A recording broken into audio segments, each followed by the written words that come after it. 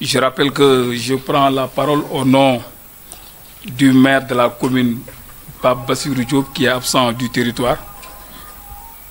Mais comme l'administration est continue, naturellement, en tant que premier adjoint au maire, il nous a demandé effectivement d'exécuter les tâches. Je voudrais également saluer tous ceux qui aujourd'hui sont présents, les directeurs d'école, les parents d'élèves, mais particulièrement effectivement l'IF de Thiès-Ville, Madame Diallo. Et Bassirou Bokoum l'a dit tout à l'heure, c'est une cérémonie de routine, puisque inscrite dans le budget de la commune de Thiès-Est, et que chaque année, dans le budget réservé au fonctionnement, le maire essaie d'appuyer effectivement les écoles de sa commune dans le cadre de leur fonctionnement. C'est ce qui nous réunit aujourd'hui, mais également c'est une occasion d'échange, de partage avec les directeurs d'école, les parents d'élèves par rapport à certains problèmes au niveau des établissements. Donc nous souhaitons la bienvenue à tout le monde et nous déclarons effectivement la cérémonie ouverte. Naturellement, comme le souhaite effectivement le secrétaire général, nous allons essayer de remettre la parole à toutes les couches effectivement qui s'activent autour du secteur de l'éducation, c'est-à-dire un parent d'élève qui va parler au nom des parents d'élèves, un directeur d'école, le président de la commission et effectivement l'IF de Thiès-Ville. Je vous remercie de votre attention. Chères directrices et directeurs d'école, laissez-moi en passant vous dire que Monsieur le maire, Bassirou Diop, vous remercie et vous félicite vivement pour l'excellent travail que vous abattez sans cesse nuit et jour dans vos écoles respectives, malgré les faibles moyens mis à votre disposition. Il salue à juste titre la hauteur de votre qualification et le pragmatisme inhérent à votre management introductif aux excellents résultats scolaires qui sans cesse honorent la commune de Thiès-Est. Précisons en passant que dans l'optique de toujours embellir la posture très déterminante des intrants scolaires, dans l'effectivité de l'exécution des programmes éducatifs, la collectivité de Thiès-Est a toujours cherché des apports additionnels. C'est le cas prochainement à travers le PACASEN, programme d'appui des communes et agglomérations du Sénégal, pour un financement estimé à 192 millions de nos francs, d'intervenir dans les écoles élémentaires de Thiès-Est à partir de 2019, par ordre de priorité. Également, cette enveloppe va aller à la santé. Je ne peux pas terminer sans souhaiter à Madame Fatoumata Diallo, ici présente, IF de Thiès-Ville, un bon séjour et d'innombrables succès à la tête de la circonscription de Thiès-Ville. Enfin, mesdames et messieurs, sachez que c'est avec modestie, très apparentée à une excuse, que je vous livre cette information relative au lot de matériel destiné à vos écoles pour l'année scolaire 2018-2019. Pour cette année scolaire, la commune de Thiès-Est met à la disposition de chaque école ce qui suit. Craie blanche, 90 boîtes. Craie de couleur, 40 boîtes. Cahier de 100 pages, 200. Cahier de 32 pages, 140. Cahier de 50 pages, 440. Éponge 10. Règle plate, équerre, compas, rapporteur et sceau, 7 par unité. Bic vert, bic bleu, bic rouge, 50, 50, 50. Crayon noir, 48. Donc voilà modestement le matériel que nous avons mis à votre disposition. Asalaamaaleykum mbokk yi ñu ngi nuyu ñu fi teew ñëpp di jaarale suñu nuyoo ci maire Bassirou Diop bu commune bu Thiès-Est di ko jaarale également ci madame l'inspectrice de l'éducation et de la formation de Thiès-Ville di nuyu également adjoint au maire yi fi toog yëpp tous les conseillers municipaux ak mbokk yi baax yi nga xam ne ñoom ñoo rosi ci jotaay bi dina xam ne li ñu fi dajale tey mbir la moo xam ne dañ koy faral di def toujours saa su école ubbee mooy école yi nga xam ne ñoom yàlla teg suñu loxo muy école yu nekk ci daara yu ndaw yi ñu koy woowee école élémentaire toll ci ñaar fukk commune Thiès Est di ko saytu day am bés bu ñu tànn comme ni mu demee tey dajale directeur yi di leen jox ay fourniture yooyu nag liñ ci jublu mooy jàppale rek école yi ci liggéey bi nga xam ne jàngalekat yi ñu ngi koy def muy liggéey bu mucc ayib jafe lool te it ku ne xam na ne jumtuwaay leen di jox dafa bokk ci njàng mi ak liggéey bi am ci place bu am solo maire bu Thiès Est nag yemul rek ci fourniture yooyu léeg-léeg aussi mu sànni loxoom fu sori làmbatu ba daj ay partenaires dugal leen ci école yi ñu saytu fa lu fay yàqu xool fa lu fa jaadu ñoom it jàppale ñu ci fànn yooyu daanaka ci anam boobu sax am na ci benn programme boo xam ne programme état la suñu partenaires yu mag yi ñu woowee ko PACASEN muy programme boo xam ne dañuy jàppale communes yi ak agglomération yi nekk Sénégal fan yi weesu rek am na liggéey bu mucc ayib bu ñu ci def ci mairie bi mu nekk li mu xaas bu takk boo xam ne am nañu yéen dugal ko ci commune de Thiès Est ñu tànn ci ñaari fànn yu am solo muy fànn njàng mi ak njàngale mi mais benn fànn bi nekk wér-gu-yaram gi paj gi enveloppe boobu toll na ci 192 millions de francs am nañu yaakaar ne nag bu yàlla di jóbalee suñuy pexe ndax ci wàllu administration li municipalité bi waroon def ak le secrétaire municipal lënkoo ci ak maire def na ko muy courrier yi ñu war a joxalante ba incha allah balaa yàgg dara ci 2019 bi dina am liggéey yu fës yu ràññeeku yu am solo yoo xam ne dinañ ko ràññee ci biir commune de Thiès Est mbokk yi ñu ngi nuyu ñëpp di sant ñëpp waaye mënuma daaneel sama kàddu nag te santuma ki ñuy woowee Fatoumata Diallo muy suñu kilifa ci wàllu njàng mi nekk IEF inspectrice de l'éducation et de la formation de Thiès Ville nga xam ne daaw la ko fi yàlla indi ñu koy souhaité di ko wax dalal jàmm mais di ko souhaité mu am ndam ci liggéey bi ànd ko ak mbokk yu baax yi fi nekk muy directrice ak directeur d'école ci tënk daal kàddu yooyu laa ne woon dinaa ko joxalante ak yéen ñi ngi sant ñëpp di gërëm ñëpp ci seen teewaay mais aussi seen teewlu wax yi nga xam ne rod na fi mu mel ni nag ci wàllu bagage yi nga xam ne tey moom lañu am yéene joxe ko dafay toll ci bu dee ci wàllu craie bi craie bu weex bi te ku nekk xam na ne craie taxawaay bi mu am ci école daanaka beneen bagage ci école amu ko ndax moom la ñuy bindee tableau ñëpp jàkkaarloog moom craie boobu am na 90 boîtes maanaam juróom-ñeent fukki boîte craie couleur bi nekk na ñeent fukki boîte bu dee cahier 100 pages yi toll nañ ci seen lim toll na ci ñaari téeméer bu dee cahier 32 pages bi seen lim toll na ci téeméer ak juróom fukk téeméer ak ñeent fukk bu dee cahier 50 pages yi seen lim toll na ci ñeenti téeméer ak ñeent fukk bu dee éponge yi toll na ci 10 ci wàllu règle plate équerre compas rapporteur seau yooyu bu ci nekk am na juróom-ñaar yoo xam ne jox nañ ko école bu nekk bu dee ci wàllu bic vert bleu ak rouge ku ci nekk di nga am juróom fukki stylo crayon noir yi toll na ci ñeent fukk ak juróom-ñett ci tënk daal lii laa amoon ci lu ma leen di yeggee di leen sant lool nag seen teewaay comme ni ma ko waxee sànq mais aussi yar bi ngeen àndal ci déglu kàddu yi nga xam ne moom la ñu rotal am na nag ay complément d'information yoo xam ne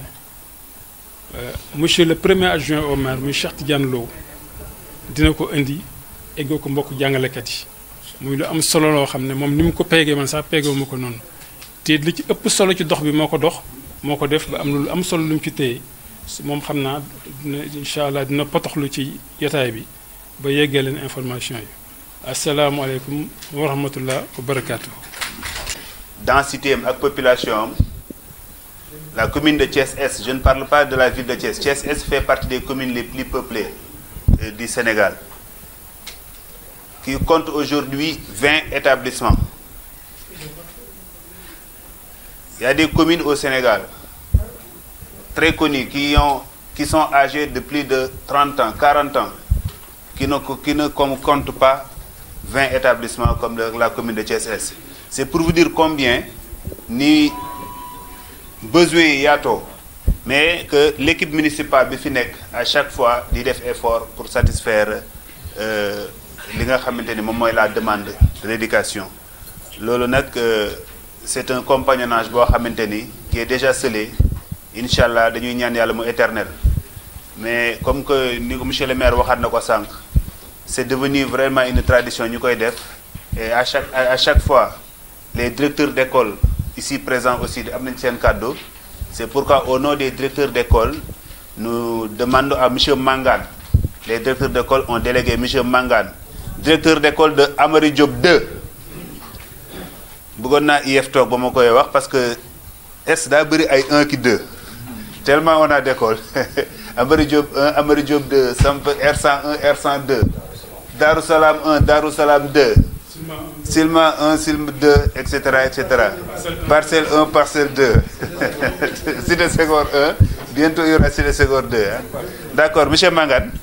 Merci beaucoup. Bonjour, monsieur le maire, madame l'inspectrice de l'éducation et de la formation, messieurs, madame, les conseillers, chers directeurs d'école, chers parents d'élèves, chers invités. C'est avec plaisir que je prends la parole pour parler au nom des directeurs de Thiès-Est. Peut-être il y a des empêchements qui ont retenu quelques-uns parmi nous. Ils ne sont pas venus, mais on avait voulu avoir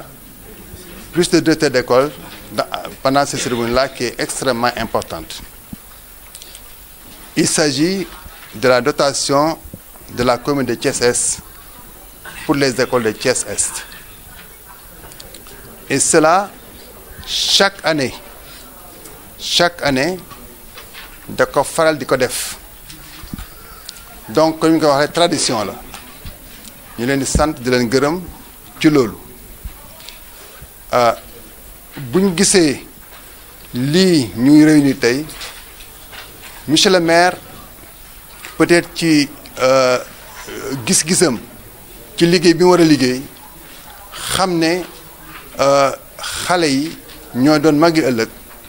te bëgg nañ école Thiès-Est yi également raw ci jongante yi ñuy jongante sur le plan des résultats moo tax chaque année mu koy def mais naam xam nañ ne avec l'acte 3 de la décentralisation am nañ luñ jagleel école yi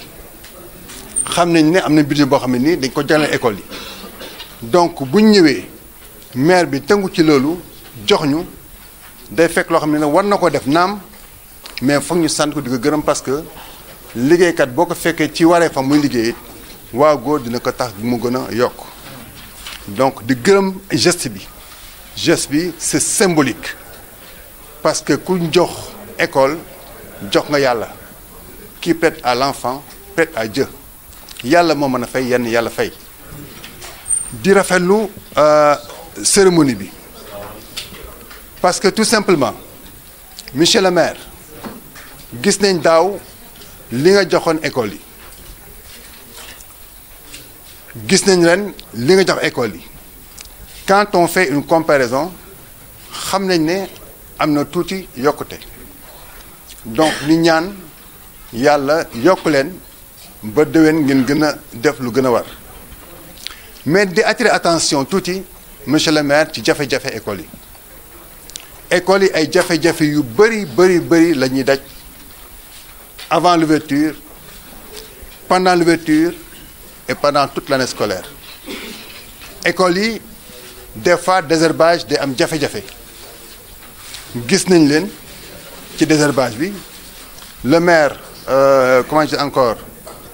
Socé jaar na ci école yu bari bokk sama école jaar na fa pour saytu désherbage bi def na ko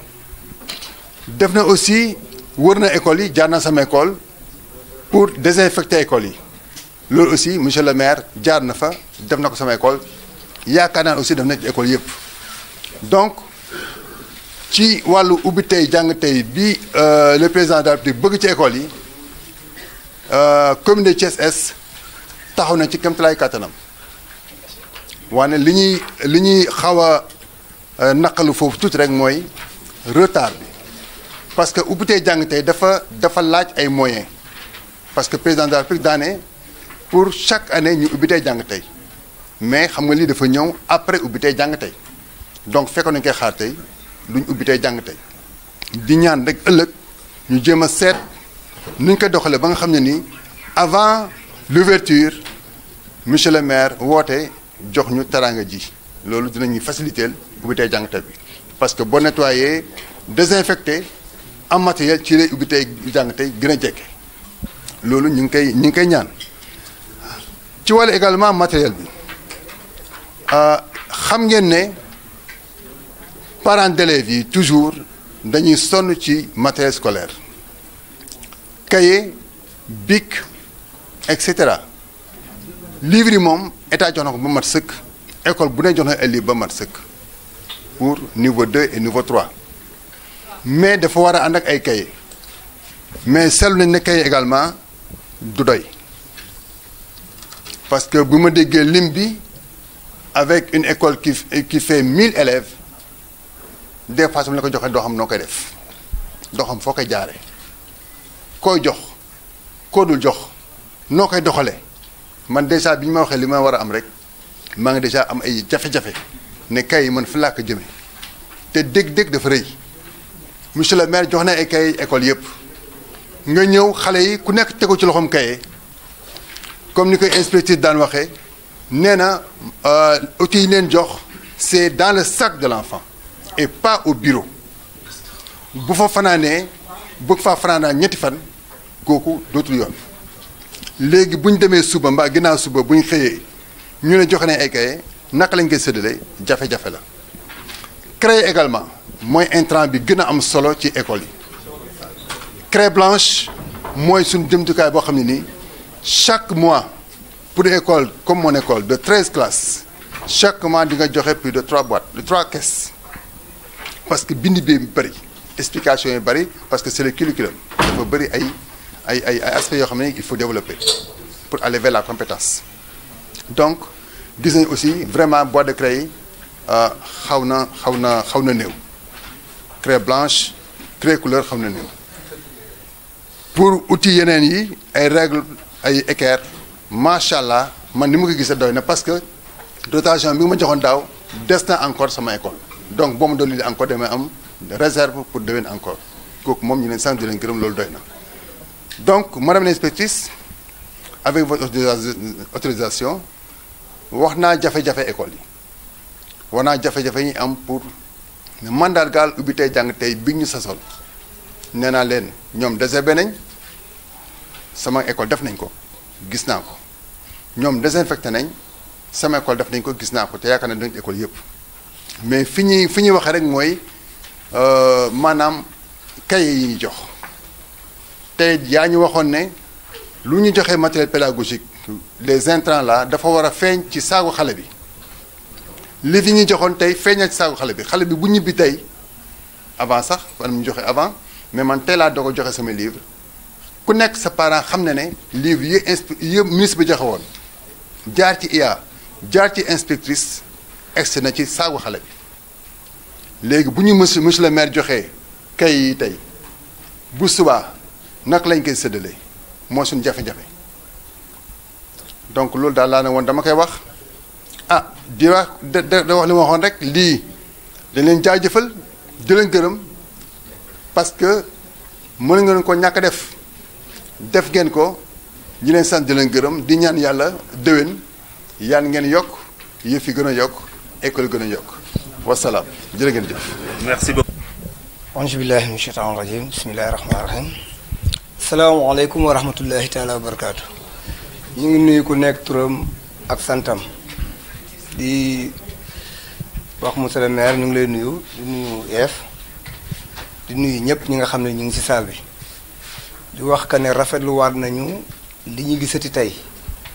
ndaxte at bu weesu maire defoon na ko at yële defaat ko kon tey ñu ngi koy sant di ko gërëm comme ni ko sunu mbokk mi jóge fi léegi waxee directeur waxee rek parce que daanaka léegi mun nañu wax ne directeurs yi ak parents d'élèves yi association parents d'élèves ñoom ñëpp benn lañu parce que liggéey yëpp leen soxal mooy nan la ñuy fexe ba suñuy doom li ñuy séntu ci ñoom ñu yegg fa kon mun nañoo wax ne lépp sotti ci la ak def ci lépp benn la di wax ka ne su mu daanalee rek laay yëkkatee wax dëgg yàlla ubbi tey jàng tey bi ñuy wax gis nañ ne ñun parents yi de pare woon nañ ci parce que wax dëgg yàlla lépp lu war ci école yi def nañ ko taxaw di leen xaar comme ni ko directeur bi waxee léegi bi ñu ñëwee mairie bi mu ñëwee traité nañu école yëpp béy nañu école yëpp ñun sax dañoo entré fekk ñu si parce que bi ñuy ñëw fekk na ñun ñu béy suñu école yëpp ba pare ñu ñëw li ñu war a def yëpp ñu def ko kon mairie bi lépp li mu war a def na ko ñëw na it ñun ñi nga xam ne sax ñoo féete ginnaaw école Sampath toujours ñu nekk ci exemple parce que dañoo xaw a ginnaawee déet ba aussi mairie bi aussi ñëw na traiteel ñu école ba yëpp kon dañuy wax ka ne loolu rafetlu nañ ko niñ ko waxee léegi nag ni ko suñu mbokk mi jóge fi waxee rek li jëm ci li nga xam ne nag moom la ñu jox dañuy dolliwaat sant di gërëm di wax dëgg yàlla rafetlu bi ñu ci gën a def mooy at bu nekk ñu gis benn article boo xam dolleeku na ci liñ ñu joxoon te loolu sant la parce que gis naa fi ay crayon gis naa fi ay siwo kon at bu nekk mu am lu dolleeku sama directeur bi fi jóge sax léegi wax na ko nee na ba ci règle yi sax am na yoo xam dañ fa fekkantewaat parce que yàlla def na ñu fekkante woon fa at bi weesu it indil joxoon nañu ba jox ñu sax ordinateur kon yooyu yëpp daal dañuy wax ka ne dañuy ñaan maire aussi comme ni ko parce que ñu nit kaddu yi ñuy waxee fii dañuy waxee ci kaddu askan bi ci parents d'élèves yi waaye it lu ci ëpp dañ ciy déggoog suñu directeurs yi nga xam ñoo nekk ci école bi parce que nag ñun mënuñoo dem bàyyi leen ñoom mënuñoo dem bàyyi ñu parce que ñoom ñoo ñu yoral suñu njaboot kon dañuy ñaan monsieur le maire rek comme ni ñu ko waxee ñu ñaan yàlla nii muy ñëwee nii mu gën di teel bu gënee teel dañu xam ne njaboot gi dañ ko mën a jëfandikoo bu baax waaye nag li ñu ciy dolli rek mooy que ne jamono bu nekk dañ doon am problème lu jëm ci kere waaye wax dëgg yàlla at bi ñu weesu ak at bi ñu jëm nii dafa mel ne message bi maire jàll dégg na ko parce que message moom jàll na moom parce que maa ngi fàttaliku ñetti at ci ginnaaw wala ñeenti at dañ doon jàmbat kere mais gis naa ne at bi ñu weesu ba ñuy ubbi suñu école fekk nañ fa kere yi fa toog kon message bi moom foofu moom dañuy sant bu baax monsieur le maire di wax que ne loolu rafet nañ ko soose wax na ko sànq mënuñu wax te waxuñu ci IEF parce que wax dëgg yàlla bi ko yàlla indeeg léegi muy daaw am na lu bëri loo xam ne defar na ko ci diggante parents d'élèves yeeg jàngalekat yeeg directeurs yi kon nag yàlla na yàlla yàggal taxawaay bi yàlla na yàlla gën a mottali lépp mënul woon ñàkk rek tey parce que li ñuy wax lépp directeur bi wax na ko monsieur le maire wax na ko mais ci turu parents d'élèves rek il faut ñu sànni ci kàddu di wax ka daal rafetlu nañ ko yàlla na ci yàlla dolli yërmande lii ñu am nag di ñaan aussi nit moom boo ko jox day ñaan yàlla mu yokk kon ñu ngi ñaan yàlla bu déwénee lépp lu ñu fi jox rek mu gën a yokkuwaat asalaamaaleykum wa rahmatullahi taala wa barakaatu. Merci beaucoup. C'est pour dire tout simplement que c'est avec un très grand plaisir que je me retrouve ici dans la salle de cette mairie, n'est-ce pas, qui est consacrée à l'octroi de fournitures scolaires aux écoles ciblées.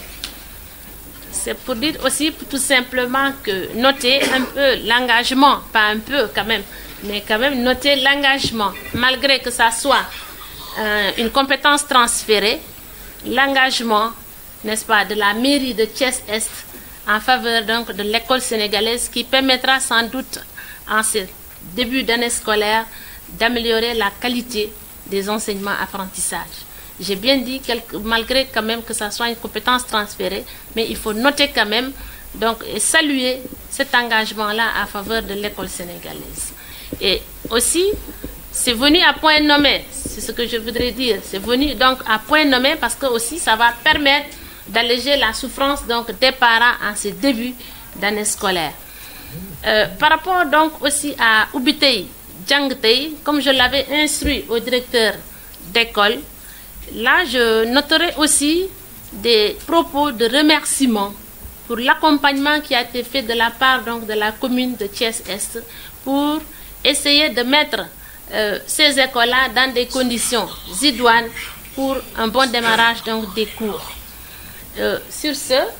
je remercie aussi les directeurs d'école, ça je ne cesse de le dire, avec les moyens du port,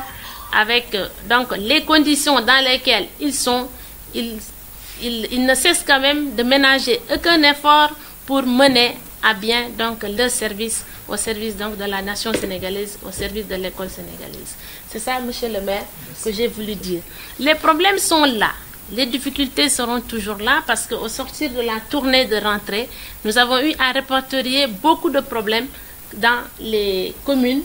de Thiès-Est, dans les communes donc, de la ville de Thiès, notamment à Thiès-Est. Et là, c'est l'expérience du terrain qui nous fait voir tout cela. Et donc, comme un accord,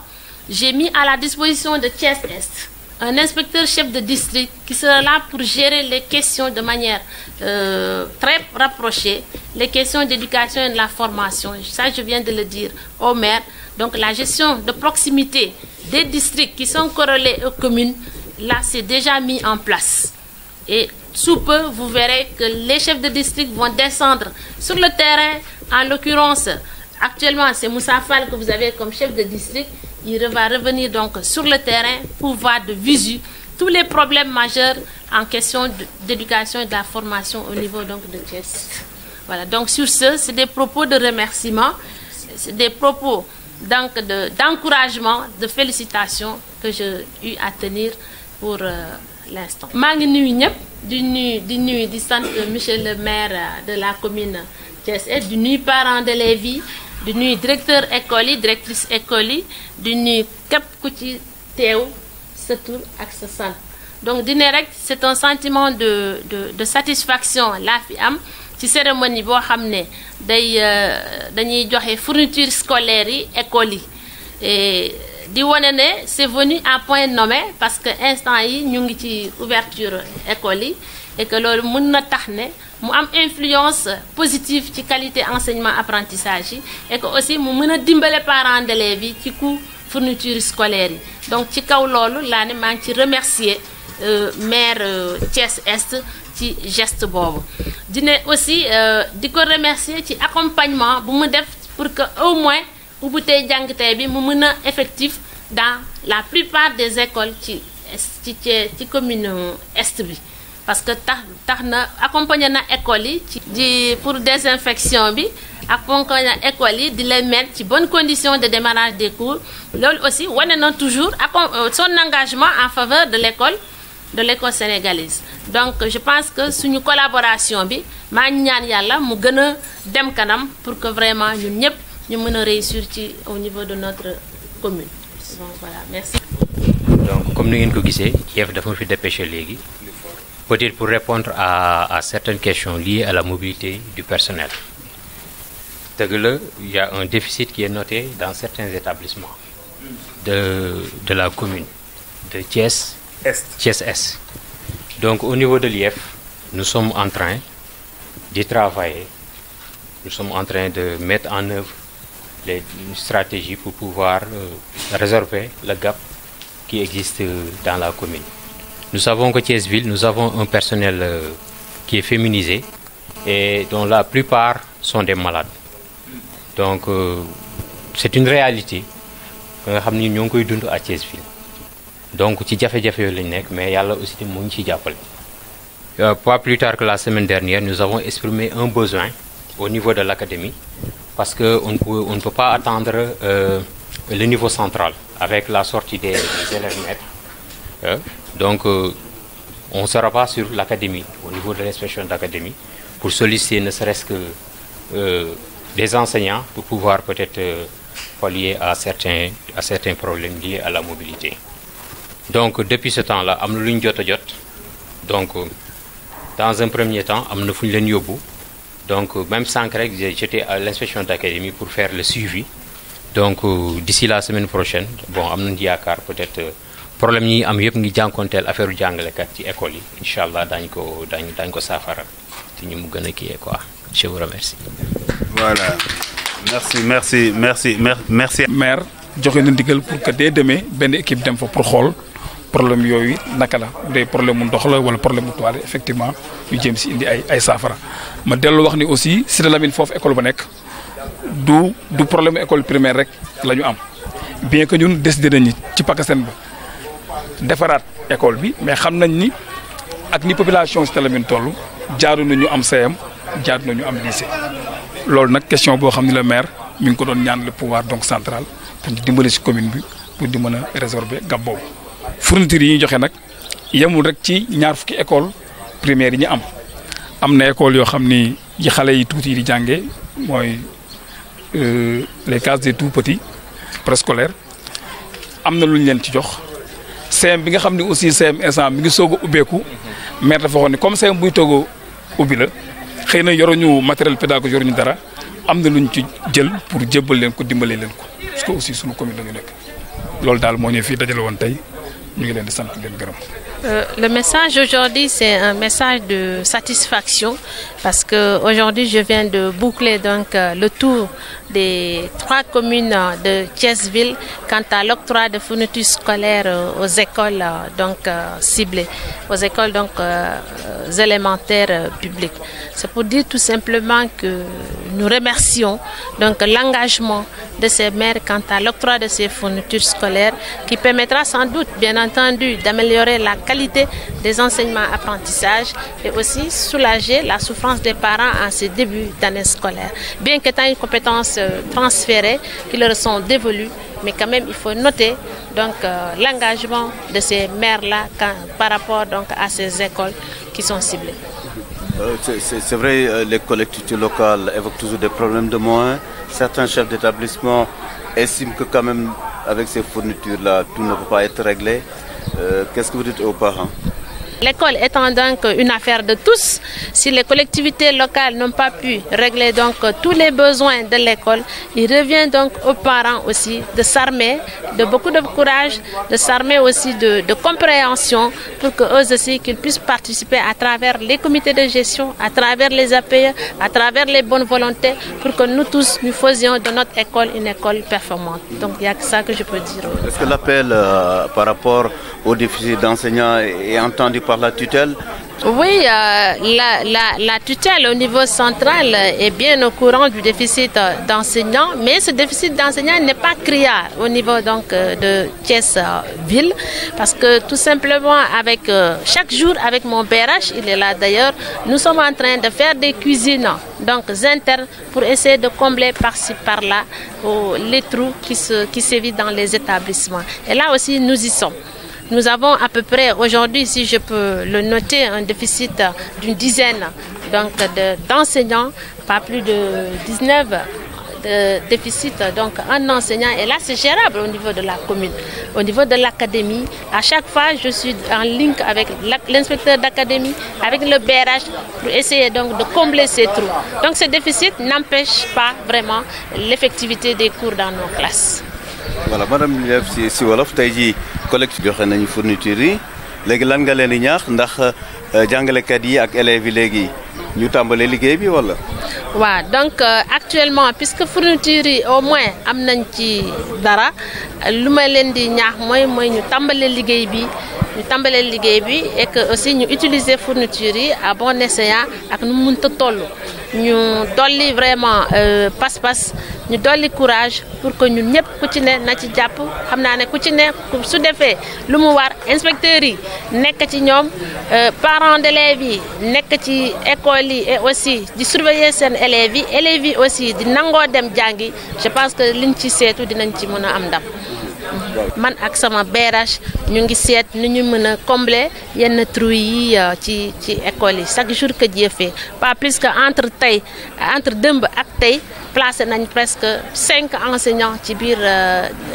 école yi am déficit yi donc c'est un jeu yi ñu nekk di def pour que vraiment classe yi yëpp école yi yëpp mu ñu mën a ma am enseignant te yàlla dolli sutura pour que vraiment classe yi nga xam ne am nañ ci déficit ñu mën a leen combler et que aussi classe yi nga xam ne bu ñu xoolee ne seen effectif yi xaw nañ ci xaw a néew dinañ seet aussi y a des stratégies pour ñu mën a seet xale yooyu mën a jàng